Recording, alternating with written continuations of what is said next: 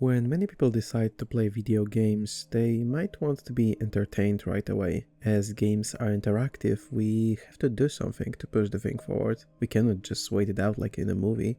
We need engagement to even want to do that. For this reason, many video games start with action, so that we do something. We click, we run, we jump. It just needs to be engaging, right? From my experience, this turns out to be just an easy solution more often than not. The beginning of a game needs to be the root of the experience, and there is a lot of things that can provide this type of stability early on, not just action. In a game, that surely can be gameplay, but that might turn out to be just like scrolling TikTok. We do it for the dopamine rush, the momentary feedback of a headshot, the thrill of a chase sequence. But there are games that do it differently. Examining the Hall of Fame of video game prologues, we have stories like The Last of Us or Prey. These games incorporate a lot of story into their prologues and aren't that gameplay heavy, but they try to be quick with it too. I've recently started playing Clair Obscur Expedition 33, and right away I saw that the creators did so much to design the prologue experience that grips us from every possible direction. But the thing is, we can spend up to 1.5 hours in this prologue before the game truly begins. And there's a lot of things that might have gone wrong here, but they haven't. At least for me, I was tremendously engaged in that prologue sequence of Expedition, and I started wondering, why is that? Clair obscur, double de nature, trouvera effet. Clair obscur, dans des hauts pas, tu trouveras sans aide.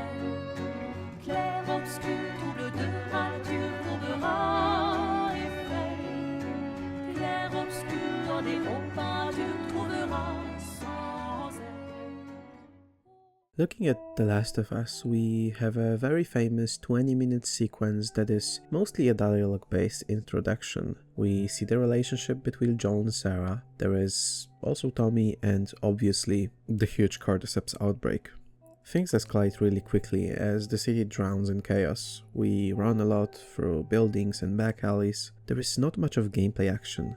We mostly run forward and look at the visual action within the chaos. There is just enough of it so we stick toward the end, and most of all, for the previously mentioned dialogue, we feel its impact, which comes to us as a shock. In a way, Expedition has a similar dynamic of characters. There is also a duo of them, and one of them is about to die. But in Expedition, death is not a shock. It is something we actually know that will come. The question is, are we ready for it? The slow burn, melancholic journey through the city of Lumiere will be a testament to that. Can we talk?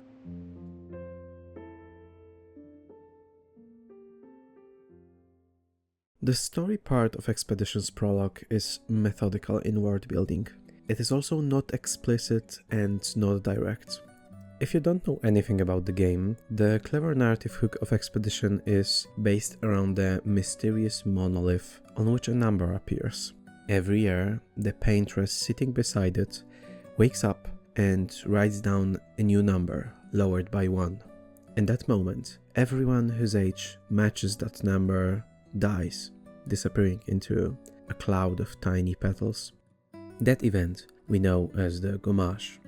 But Expedition doesn't do exposition on that. There are some tidbits here and there, but most of the time we are not informed about what is about to happen directly. Although for people around us we are given enough clues to understand that and slowly prepare for it.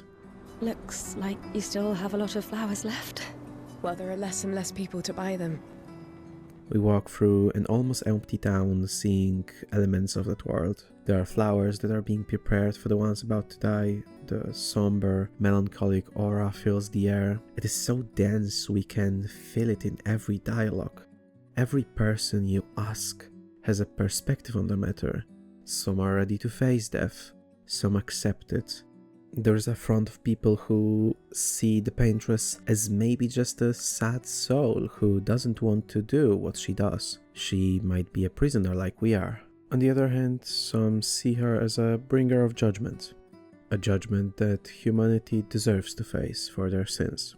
So in this section, Expedition puts us deep into the world presented.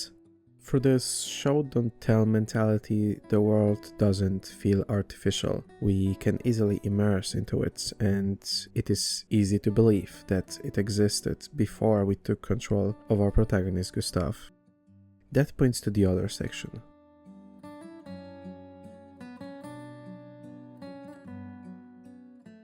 We take control of Gustav, who in the first scene takes a flower for his, from what it seems, ex-girlfriend. At first, her status is a mystery. We might think she's already dead and the flower we carry is meant to be placed on her grave, or that she is leaving for the mysterious expedition that is literally within the title of the game. Later we learn that it is actually Gustav who is leaving for the expedition, and Sophie, who we carry the flower for, is about to Gommage. Like the worldbuilding exposition, this is not explicitly said. In this exact aspect of the prologue, the plot and the world building seamlessly work together to create a stunningly melancholic and tragic set of feelings. We walk through the city reading the signs which slowly make us understand the fact that Sophie is about to die. It creates this certain anticipation for the end. We know it will happen and we are the ones that are going to push it forward. If we progress through the city towards the harbor where the farewell festival happens, we only quicken the process. As there is a lot of things to do on our way and a lot of people to talk to, we might want to stay here longer and extract all we can from the last moments with a person our character Gustav might still love. You know, I often think another path, you know, another future. The aspect of lost romance only strengthens the melancholy here.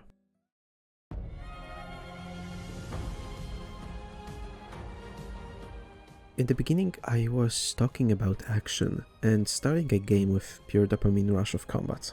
In a prologue that is this depressing, it might have been hard to create space for that, and yet we actually have some. There is a younger girl named Mel who is also a part of the expedition. She really likes to fight and she begs Gustav to train with her, even twice.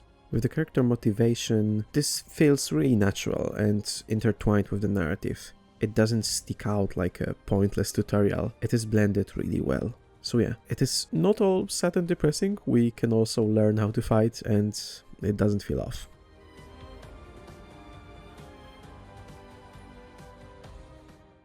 In Expedition's prologue there is something I could call flavor content. These are things that made me smile and think during my playthrough of it. First of them, and the lesser one, is the mime that we can fight at the end of the first part of the prologue. It is a little funny random thing that happens. His appearance and mystery are a bit absurd and out of place, but in the context of the melancholic events, the mime seems also sad. It is also an additional occasion for a gameplay fight that has a little unique mechanic to it. It gives us that other type of dopamine engagement. The second one of those flavor things is the trash bin side story, which we can uncover.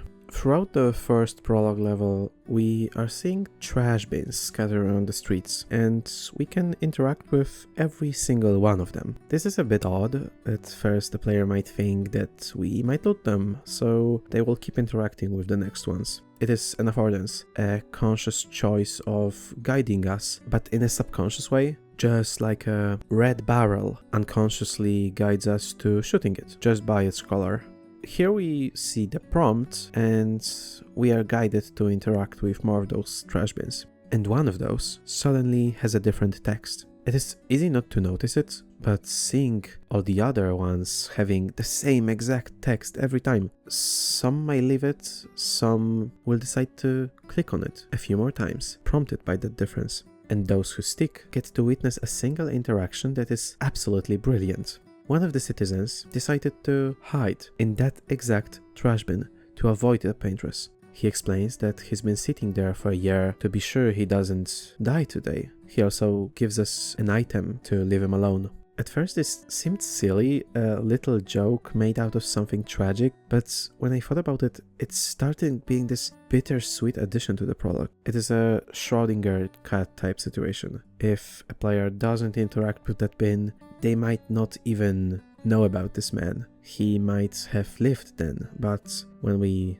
know he's there. We know that he will probably die like everyone else. This little story doesn't have a conclusion, so we don't know if that bin is later filled with the red petals, but only one can wonder. And it was a great addition that kept me even more interested. This trash bin interaction is one of many examples of how Expedition's Prologue strongly relies on a really provocative conflict of ideas. This melancholic showcase of premature death that we do not accept, yet it happens anyway, really makes us think through our time in Lumiere. It sends us down a spiral that makes this prologue ending a tearjerker like no other. Here is a special chapter, but it is not only related to the prologue. The game has a breathtaking score throughout the whole playthrough, so it is not that unique, but it plays a huge part. And if by any chance you haven't heard even a single track, go check the soundtrack out. This masterpiece of an album might be a selling point for some people. After we get through the harbor, the Gommage happens. With an absolute devastating yet beautiful cutscene, we say goodbye to Sophie and see how many other people in town evaporate. After that, there is a shorter festival section there. We can fight Melwith again, gain some things from the festival stalls, and talk to people that we will be sailing with for the expedition. This part of the prologue is less fleshed out. The festival tasks seem pretty simple, but we certainly needed that time to get accustomed to the situation after the Gommage. We see how many people are used to it, with this slight flavor of indomitable human spirit that stands behind the expedition. The desire to change things, the desire for this to be the last time the Gommage happens. With the final cutscene of us setting sail with the crew, we are really determined to get there and do something. But at the same time we know that none of the previous expeditions made it back to Lumiere. Prologue of Clair Obscur Expedition 33 is a masterclass in fleshing out the world and the characters, showing us the stakes, and most of all, making us care, and like a lot. This game is already a huge success that snowballs with every next person who talks about how good it is. Many even see it as a frontrunner for the Game Awards winner this year. It balances a strong and long narrative hook with basic tutorials like only a few games do. One important thing might be Expedition 33 is not an isolated example. There are more games that take their sweet time and benefit from it greatly, and most often these are JRPGs. In a way, Expedition is really inspired by this genre. For some, it might be a prime example for it. Maybe some other genres should take this inspiration of taking your sweet time too. So yeah, I strongly believe that Expedition's Prologue deserves a spot in the Hall of Fame of video game openings. And with all that, I highly recommend you all to play it yourself. I've only started the game, barely got past that prologue, but I am having so much fun so far. From the rave reviews, there is a high possibility you might too. And in the meantime, thank you for watching, and see you in more videos to come.